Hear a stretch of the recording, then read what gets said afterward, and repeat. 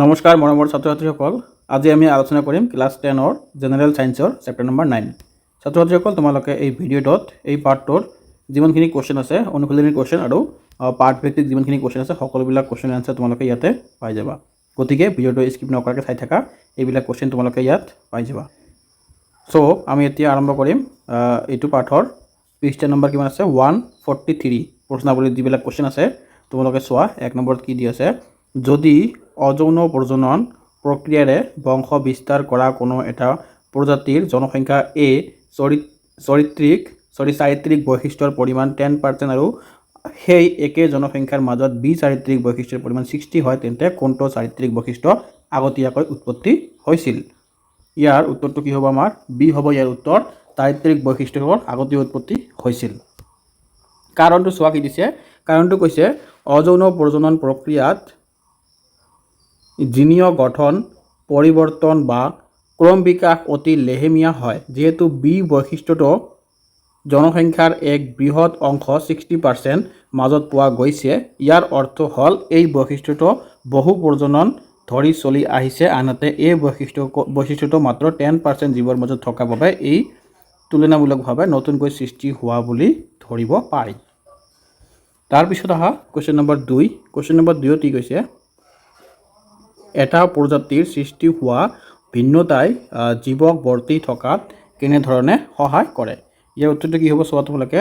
পৰিৱেশৰ বিভিন্ন কাৰক বা পৰিৱৰ্তনসমূহ যেনে উত্তাপ, ৰোগ, খাদ্য নাটনি আদি সৈতে খাপ খাবলৈ ভিন্নতাই জীৱক সহায় কৰে। উদাহৰণস্বৰূপে, যদি পৰিৱেশৰ উষ্ণতা হঠাৎ বৃদ্ধি পায়, তেন্তে অধিক উষ্ণতা সহ্য কৰিব পৰা ভিন্নতা সম্পন্ন বেক্টেৰিয়াবোৰ বৰ্তি থাকিব, কিন্তু আনবোৰ ধ্বংস হ'ব। এইদৰে ভিন্নতাই প্ৰজাতিটোক বিলুপ্ত হোৱাৰ পৰা ৰক্ষা কৰে। তাৰপিছত তোমালোকে আহা পৃষ্ঠা নম্বৰ 147। 147ৰ 1 নম্বৰত চোৱা কি দিছে, বংশগতি চৰিত্ৰসমূহ প্ৰভাৱী বা অপ্ৰভাৱী হ'ব পাৰে, এই কথা মেণ্ডেলৰ পৰীক্ষাই কিদৰে দেখুৱায়? ইয়াৰ উত্তৰটো হ'ব, মেণ্ডেলে মটৰ মাহৰ ওখ টিটি আৰু চাপৰ টিটিৰ গছৰ মাজত সংকৰণ ঘটাইছিল। ইয়াৰ ফলত প্ৰথম আপত্য জুনত F1 উৎপন্ন হোৱা আটাইবোৰ গছ কেৱল ওখ টি আৰু স্মল টি পোৱা গৈছে। চাপৰ গুণটো তাত প্ৰকাশ পোৱা নাছিল, কিন্তু যেতিয়া F1 জুনৰ গছবোৰৰ মাজত পৰাগযোগ ঘটোৱা হ'ল, তেতিয়া দ্বিতীয় আপত্য জুন F2 ওখ আৰু চাপৰ দুয়ো ধৰণৰ গছ 3:1 অনুপাতত পোৱা গ'ল। ইয়াৰ পৰা প্ৰমাণ হয় যে যিটো চৰিত্ৰ প্ৰথম প্ৰজনন প্ৰকাশ পায় সেয়া হ'ল প্ৰভাৱী, যেনে ওখ, আৰু যিটো চৰিত্ৰ সুপ্ত অৱস্থাত থাকে সেয়া হ'ল অপ্ৰভাৱী, যেনে চাপৰ। তাৰপিছত তোমালোকে আহা কুৱেশ্যন নম্বৰ 2 কি কৈছে, মেণ্ডেলে তেখেতৰ পৰীক্ষাৰ যোগেদি বংশানুক্ৰমিকভাৱে প্ৰবাহিত চৰিত্ৰবিলাক স্বতন্ত্ৰভাৱে প্ৰবাহী হ'ব বুলি কেনেকৈ নিৰ্ণয় কৰিছে? ইয়াৰ উত্তৰটো কি হ'ব চোৱা। মেণ্ডেলে যেতিয়া দুযোৰ বিপৰীত ধৰ্মী চৰিত্ৰ থকা মটৰ মাহৰ গছৰ মাজত সংকৰণ ঘটাইছিল, যেনে ঘূৰণীয়া হালধীয়া গুটি থকা গছ আৰু কোচ খোৱা সেউজীয়া গছ থকা গছ, তেতিয়া F2 জুনত পিতৃ মাতৃ লক্ষণৰ উপৰিও সম্পূৰ্ণ নতুন লক্ষণযুক্ত উদ্ভিদ সৃষ্টি হৈছিল, যেনে ঘূৰণীয়া সেউজীয়া, কোচ খোৱা হালধীয়া। ইয়াৰ পৰা বুজোৱা যায় যে প্ৰতিটো চৰিত্ৰই আনটোৰ ওপৰত নিৰ্ভৰ নকৰি স্বতন্ত্ৰভাৱে পিছৰ প্ৰজন্মলৈ প্ৰবাহিত হয়। তাৰপিছত তোমালোকে আহা কুৱেশ্যন নম্বৰ 3। ইয়াত কৈছে কি, এ গ্ৰুপৰ তেজৰ এজন মানুহে অ গ্ৰুপৰ মানুহক বিয়া কৰালে আৰু তেখেতসকলৰ ছোৱালীৰ তেজৰ গ্ৰুপ অ। এই তথ্যৰ পৰা তোমালোকে এ আৰু অ তেজৰ গ্ৰুপৰ কোনটো প্ৰভাৱী তাক ঠাৱৰ কৰিব পাৰিবানে? যদি পাৰা কেনেকৈ, আৰু যদি নোৱাৰা কিয় নোৱাৰা? ইয়াৰ উত্তৰটো চোৱা কি দিছে, নোৱাৰি, কিয়নো এই তথ্য পৰ্যাপ্ত নহয়। তেজৰ গ্ৰুপ এ হ'বলৈ জিনীয় গঠন এ, তাৰপিছত চোৱা, বা এ হ'ব লাগিব, বা এ অ হোৱাটো জাইগাছ হ'ব পাৰে। যদি দেউতাকৰ তেজৰ গ্ৰুপ এ অ হয়, তেন্তে ছোৱালীৰ তেজৰ অ পজিটিভ হ'ব পাৰে। গতিকে দেউতাক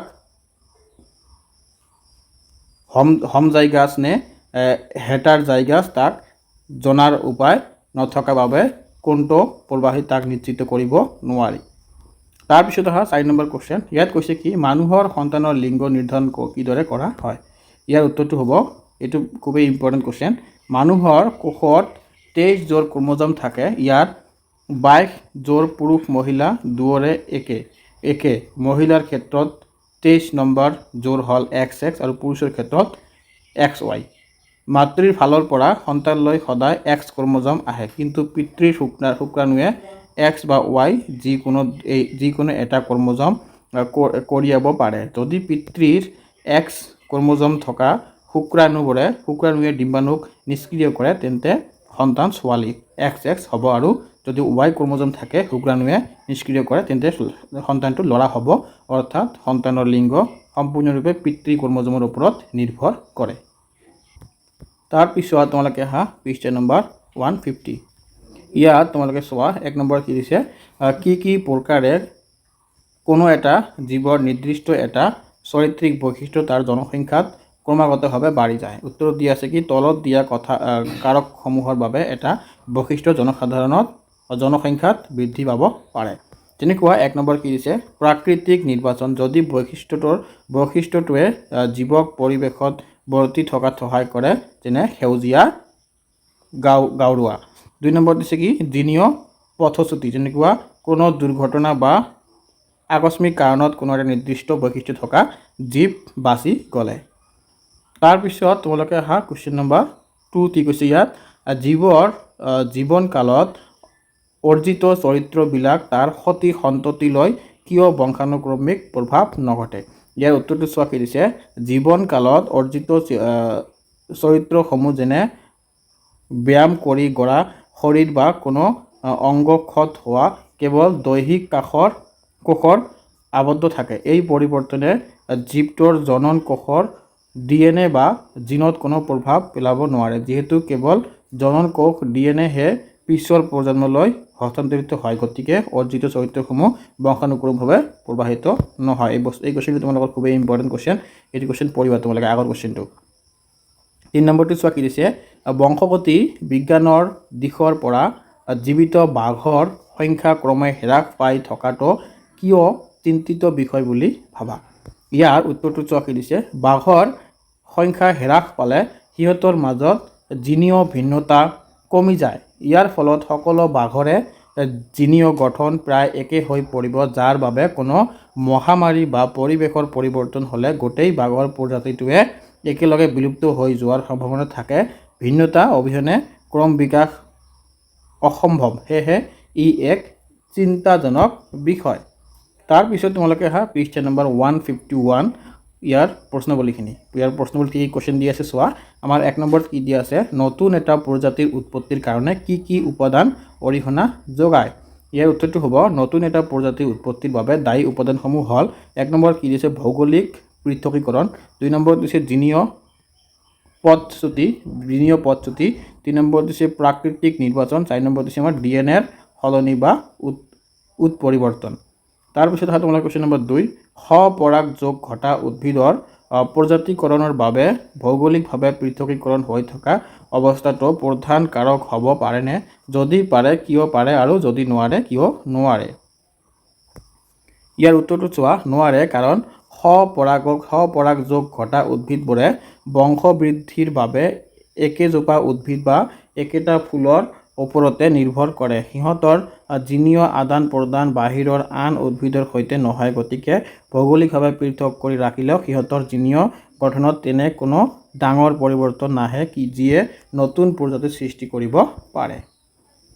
তাৰপিছত অহা কুৱেশ্যন নম্বৰ 3, ইয়াত কৈছে কি অযৌন প্ৰক্ৰিয়াৰে বংশ বিস্তাৰ কৰা জীৱৰ মাজত প্ৰজাতিকৰণৰ বাবে ভৌগোলিকভাৱে পৃথকীকৰণ হৈ থকা অৱস্থাটো প্ৰধান কাৰক হ'ব পাৰেনে? যদি পাৰে কিয় পাৰে, আৰু যদি নোৱাৰে কিয় নোৱাৰে।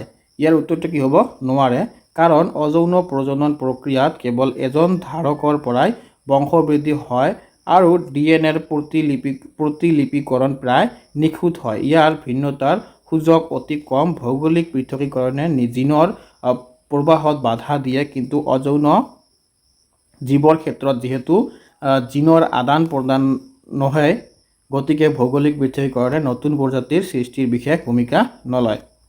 তাৰপিছত তোমালোকে আহা পৃষ্ঠা নম্বৰ 156ৰ প্ৰশ্নাৱলীখিনি। ইয়াত 1 নম্বৰত কি চোৱা তোমালোকে দুটা প্ৰজাতিৰ মাজত বিৱৰ্তন সম্পৰ্কে স্থাপন কৰিলে ব্যৱহাৰ হোৱা চাৰিত্ৰিক বৈশিষ্ট্য এটা উদাহৰণ দিয়া।